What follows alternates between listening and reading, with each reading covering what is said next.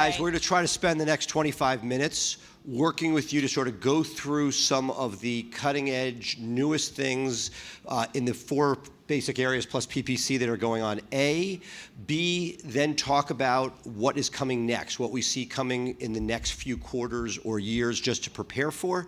But before we do that, and we want to get the slides sort of ready, I just want to address a question from yesterday, because for many of you guys here that have B2B practices or fully referral practices, Regises or other shared suites are really valuable ways to start your business. What we were talking about yesterday is if in fact you are trying to play the SEO game, those places can be problematic because they can hurt you from, in a competitive market, being found for people who don't know who you are. If people know who you are, Google will figure out where you are with very, very basic work being done. So use those satellite offices to start your business. We did. Our first office that we grew out of in 2 weeks was a Regis. Just understand that there are limitations if you're trying to sort of game the system with multiple Regis offices in order to seem larger than you are. Nothing wrong with trying to be in more satellite offices. Just be careful about which ones you use. Absolutely. So yesterday, I had you guys going through these slides pretty quick. We're going to be going much slower today, but it's also a discussion. Same rules, casual, raise your hand, ask a question, throw it at us at any point. But today what we want to do is kind of talk about what has Google been doing this past year, and it's been a lot different than we've seen in the past 5 years. Every year, Google will do a couple of algorithm updates, right? They say twice a year, where they're taking all the data that they're learning, they're seeing the behavior that's happening, and they're turning into new metrics and figuring out how should we have people actually optimize their sites? What's the best way for us to get this information? So what we have seen, though, is last August was one of the biggest updates in 5 years. We saw in that update that the Google Quality Raters Guide, which is the guideline of SEO, it's hundreds of pages of here's what you need to do across the 4 fundamentals, right? It had the first update in 10 years. What was that update on? It was all about trustworthiness. Who is writing the content, right? A lot of you may have heard this. It was called the Medic Update, which was essentially Fit Sally. She would be talking about the keto diet, right? And she's not actually licensed. She doesn't have a medical degree, and she's telling you what to do. So if you took her diet tips and then something bad happened to you, Google's saying, well, shit, I'm not giving very good results here. So what we saw was Fit Sally ended up on the bottom of page 3, while now you're getting information as your #1 result from actual medical doctors. Right? So the importance here is making sure that Google knows that you are licensed. When were you licensed? Put your bar information up there. Make that be a part of your coding, your About Us pages. After that update, we saw many sites take a big hit, mostly in the medical field, was not in the legal field. But Google then realized, okay, we were trying to fix this, and maybe we actually went a little too far. We heard sites that were doing some things correct. So you saw a very quiet kind of update happen where it wasn't put out across the different social media platforms. It wasn't announced, but you could see that there were 2 more updates to kind of fix what they did a little bit. They were saying, okay, well, yes, we still want all of the trustworthy content, but maybe we don't need you to have all of this, because now what we realized is not every site out there is doing this best practice. But that's when you learn this is what Google wants. Right, and so what we saw was that for many sites, traffic may drop, but we'd always say to somebody, hey, has your revenue dropped? Have your money calls dropped? And for the most part, that hadn't happened. So for random terms, very often medically related, that lawyer websites were ranking for, particularly in the mass tort space and beyond, we saw that those pages were no longer getting love, but they weren't necessarily monetizable. The question is, and what's scary about these updates is, you have a position, you've worked very hard to get there. These updates are sort of those deep breath, hey, where are we? Has the quality that we've created allowed us to jump through the next hoop? Because if you take Google at its word, besides making money, they're trying to give the best possible results when people search, so you stay with Google and nobody else competes. So in this particular case, as long as you're sort of following these fundamentals, we've seen people continue to rise. However, some of the extraneous traffic that you may have been credited for, which is not a bad thing to have coming through your site, but may not have really made a meaningful difference in your bottom line, those things have been affected. So then we saw another big algorithm update come out in March, announced. And the big question was, is this a complete reversal of the August update? What we saw was a lot of people who had plummeted in traffic came back up, but not all the way to where they were. They are now somewhere in the middle, right? And those who had had a huge uptick, they kind of met in the middle as well. So what this really tells us, if we look at this as we're analyzing, is that look how long it took Google to figure out that one trigger, right? From August all the way to March. Things don't happen overnight, but they're working on it, and they're constantly trying to fix these updates. So when we looked deeper to figure out what has changed across the different fundamentals, we got into kind of figuring this out, breaking it down. We talked a little bit about the content one yesterday in terms of About Us pages, very important, right? Making sure that your word count is good, that your quality of your content is good. I think this one is the one that most of us are it's very apparent to us. But now in terms of technical, some new stuff happened here. We just had an update on June 3rd.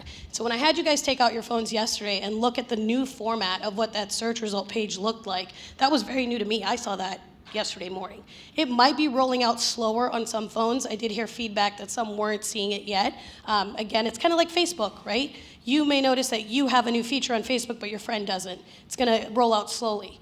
One of the biggest new features here too is this video carousel. And you can see in relation to the search how high up it is, right? It's actually above the local listings. So this was part of where we were talking about that schema. Right, can you just explain a little bit, because we've seen a trade-off between the local results and the videos.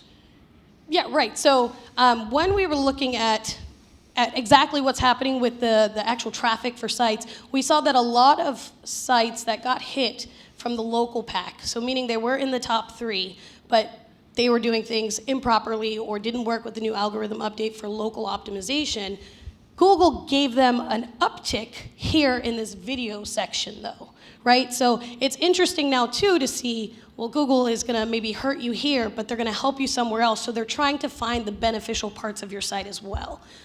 So again, this is another reason why that schema and markup is so important. If you have that right on your site, you can be appearing here shortly. And then obviously mobile optimization is the most important. With the new look and feel, just the way that there are so many rich snippets now that we saw, right? Before a year ago when we talked about rich snippets, it was only the cream of the crop would get a rich snippet. And when I say that, that's when you Google something, right? And the very top result is informational. It's either a wiki page or a video of, I think one time I looked up, how to post a video on Facebook. And it was basically a YouTube video that was the rich snippet at the top that had the most views of anyone searching for that particular topic. But now when you looked yesterday, as you scroll down, you saw there was the rich snippet with your videos. There's a rich snippet where it's showing you posts from your Google My Business. It's now just commonplace, right? And look, as Google is trying to own more and more real estate, we're talking during the break with somebody about the antitrust measures that may be coming down the pike against Google. Google wants everybody to be able to just get their answers there, whether it's booking airplanes or whatever they're doing, if you could do it from Google. So this rich snippet, if you can give Google a perfect answer to something, then they can extract that information and use it within the search results, which is like the ultimate for yourself. Some people are just going to get that answer and go back, and that Google's fine with it. But from your point of view, when you can give the best possible answer in a succinct way, that's what we're trying to do. And by using schema, you could say, hey, Google, this is what we want you to show as a best possible answer, and be in the running for that. Right, and what I love the most about this particular being here at MaxLawCon was that we talked about schema being brand newish and kind of do this now, but you can see exactly a year later how far that's gone and how much it does help you have a more convertible look and feel on the front end. So for links, this one is age old. It is just making sure that you're absolutely linking yourself to and from trustworthy sites. Google is always getting more sophisticated with what they deem not spammy and spammy. And as people are getting into the SEO game, there are more and more websites out there that you can buy a link or that you can submit a link. It's just absolutely stay away from them, because what we're seeing more and more is that is showing that you're a black hat site, and it's very easy for Google then to punish you at some point, right? Not that you're gonna get an email from them and an actual warning like back in the day, but you're gonna see it in your rankings getting hit. You're gonna see it in your traffic going down. And honestly, there's not a way to just fix that right away anymore. There's no disavow, there's not saying, oops, I'm sorry, because Google has given you long enough to know what's right and wrong at this point. And then the last of ours is the local SEO. So what's changed here? What's really interesting is that as I kind of talked about yesterday, there's a whole different ballgame for local search optimization. When you're trying to get in that 3-pack, right, there are different things that you will do, different signals than when you're trying to just rank in the top 10.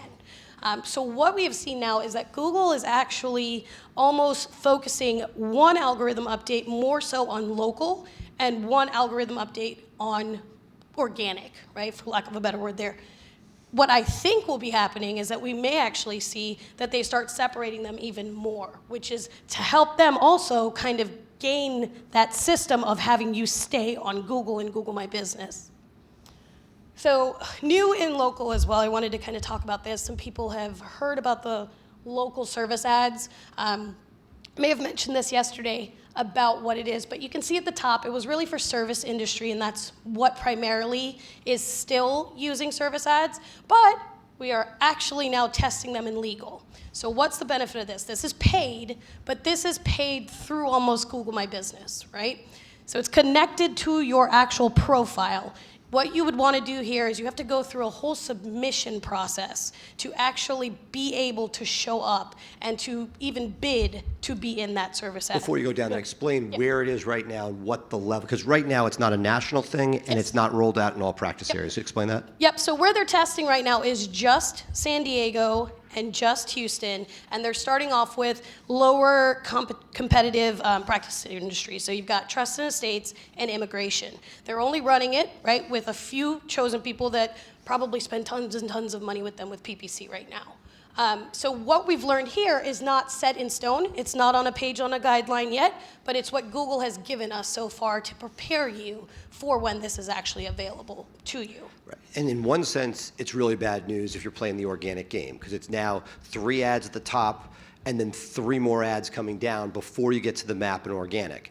That said, for anybody who is playing the PPC game, historically, to get in that 3-pack with an ad, they just added that ad, maybe a 4th listing at the top of the 3 free listings on the map. Now you're going to have the opportunity, after jumping through hoops, there's going to be a verification process, bar card, other things that you have to send in. But once they can put like this Google guarantee, which I don't know what it guarantees, but it's nice branding. It's just a badge that you're on there. It's almost a verification. Right, so that you're able to at least buy one of those slots. And for less competitive markets, it is something that may be one of those moments where you're like, hey, I haven't done PPC before, but I can get directly to people, and this is an opportunity. Again, if you're in a competitive PI market, it's going to be way expensive, but in less competitive markets, it may be something that gets you in. Sandy? I'm sorry. Sorry. Sorry.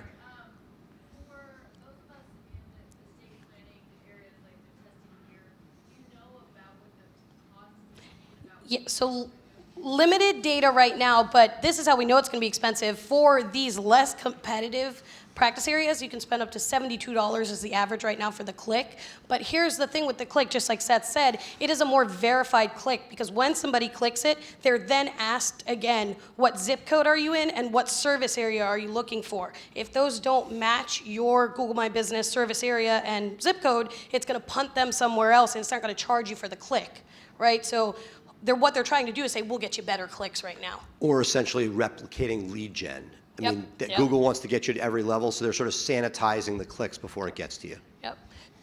Question? Even though they don't have local service ads everywhere, do they allow you to send in this information kind of in anticipation that it'll be rolled out? Right, so there is they will not let you go through the application process, but there's a waiting list. So if you can, I can give you guys the link later if you come see me, but basically, if you type in your zip code and you type in your practice area, it'll let you put in your information, and then it will send you an email once applications are open. And I would say it's going to be very important to jump on it if you want to do this, because that's when it's going to be less competitive right at the beginning, right? Right. So like everything Google does, there's a curve before everybody's on board. If you're able to get yourself in on that line, there's usually like several months before. Just like right now, people look at like Facebook video. People are talking about that here. It's still a pretty cheap way to get traffic. As people catch on and larger people continue to move into that space, that auction's going to raise the pricing.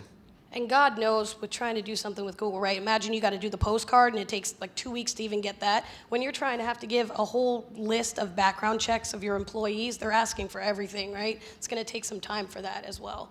So kind of looking into it ahead is good. And then as I mentioned here with the insights, these are always changing along with the Google algorithm updates. And so if you start to see more widgets, more different data that's in that back end, then you can kind of understand, okay, this algorithm update was probably geared towards local. So these are just taking you through our mindset of how do you figure this out? Where do you come up with this? Hey, before we move on, Yeah. questions, because we went through a lot right here. On the video stuff, where that's showing up, does it matter where you put those videos on your website, whether it's in a blog post or whether you have it on one of the static pages? So twofold question. So one, it can be on any page on your website, because you can mark up on any page to tell the bot, this is a video, this is what this video is about. However, strategically, you want to put it on a higher traffic page because it's still optimization, right? So it's going to pull the videos that are optimized best and on pages it recognizes, has been indexed, and people have actually interacted with. If that makes sense. Cool. Other questions before we move on? Yes. Dealing with the verification, removing the zip code, what about the ones of us that have practices that have, like a criminal practice, the drug cases? My clients are on the East Coast, they just got caught in Kansas, someone out of Colorado. Is Google recognized? Well, it's the local ad, so it's only going to be applicable for people searching for your area. It's tied to the address that's on your Google My Business profile. Correct. So this is how it's different than your PPC ads, right? With you guys, you can do negative keywords. You can say, I don't want to be in this state, or I've got a national practice. I want to open it to all the states. With these ads, they're only going to apply to the city that is in your address, your physical location. So you'll be able to have multiple ads for multiple locations if you have different cities that you have offices. Right. Our But does friend that make from sense? Texas, you had a question? Yes.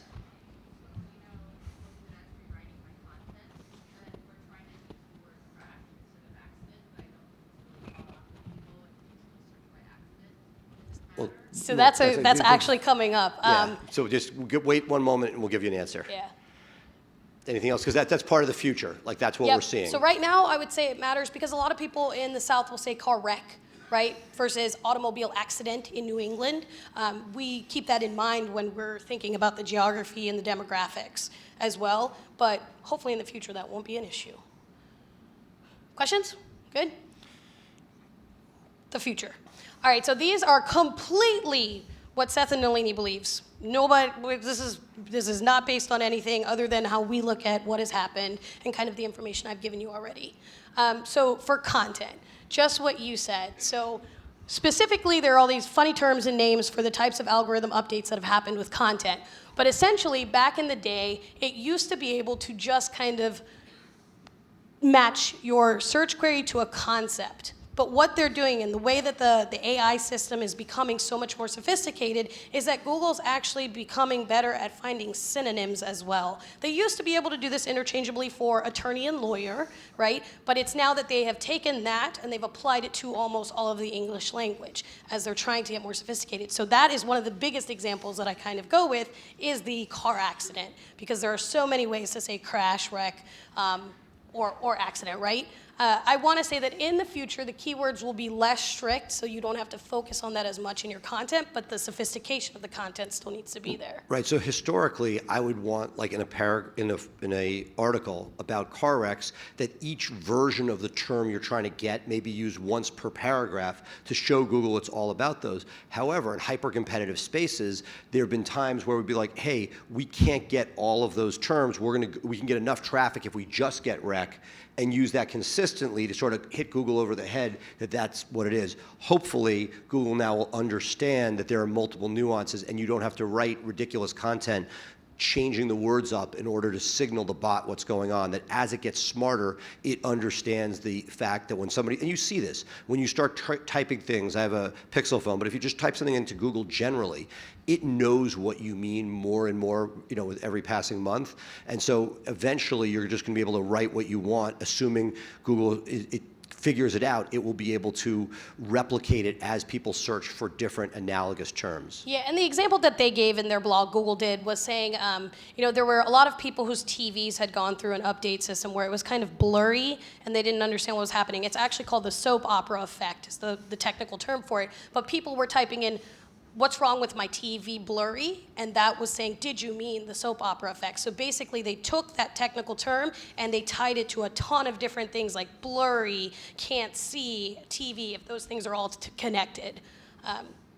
So that was content. If we go to technical now, the schema is just getting way more sophisticated as they keep trying to make their user interface on the front end different. So that's just the biggest thing that I've harped on that enough. But essentially, what I would say is that as this becomes more sophisticated and you start seeing more algorithm updates happen often, be careful with plugins. A lot of people use WordPress. We use WordPress. It is one of the best for Google to be able to read your site. But plugins are owned by companies, and they're not always the fastest at updating as well with Google, right? So if Google rolls something out, they say it's coming out, the next day it's out. We don't know what it's really doing until 2 weeks later. So for 2 weeks, you could have a plugin that's now not something that Google likes, and that it's doing automated items on your site that it shouldn't be doing. So Right. just be careful with. And sort of one hack for anybody who's doing it themselves, it's, look, you can take a WordPress site, use plugins, and do a lot of damage by yourself in a good way. What I would say is not cheaping out on the host, not using a GoDaddy, but using a WP Engine or one of the other excellent hosts. WP Engine we love because it sort of protects you from yourself. I resisted it for a long time because it wouldn't let us use all the plugins that were out there that we liked. But part of it is they know WordPress so well that they know where the Trojan horses are, and frankly can sort of pull you back a little bit from going too plugin crazy and allow you to sort of still get value but not do damage. Almost a pro tip there too is if you actually Google something like WP Engine, WP Engine banned plugins, there are blogs out there on a couple of them as well. Sure. So we got 1 minute left. So definitely. We're Two. very close. Links, essentially, just completely make sure that you're doing this naturally, because in the future what we see is we're gearing towards linkless mentions, which means that having your brand mentioned on other websites will be crawled the same as how Google says, I see this connected through a link. So what that means is you still need to do the hard work of getting yourself and your name branded on places so that they can endorse you, but you will not have to maybe do the hard work of saying, can you link it, and have to deal with technical folks. And the last is local. So the biggest thing here is that we're seeing that I believe we're going in a way that Google's trying to separate it completely so that it can have its own whole local look on the front end. Any Other final questions? Yes. Obviously, SEO is one of those areas pretty darn technical and can be very time consuming. What are the questions we should be asking ourselves to say, is this something I want to get into at all? Like, say you're comfortable with WordPress, you're comfortable with getting into weeds a little bit, you're like, this could take all, 10 hours a week if I want to make it work. I would argue two things. One, which we talked a lot about this weekend, if you love doing it, you'll do it, and you can Not probably, time-consuming. and so no, but that's part of it. Like if you love it, then create links. If you love finding links, great. If you love writing, great. You can do elements. What you don't like, make sure you outsource. Or if it gets to the point where your time as a business owner, there are things that I don't do particularly well and I outsource, figuring out where your best use of time is. But I would say, assuming even before you get there, the threshold question is, because if you don't like doing it, you're never going to end up doing it. There's a question in the back.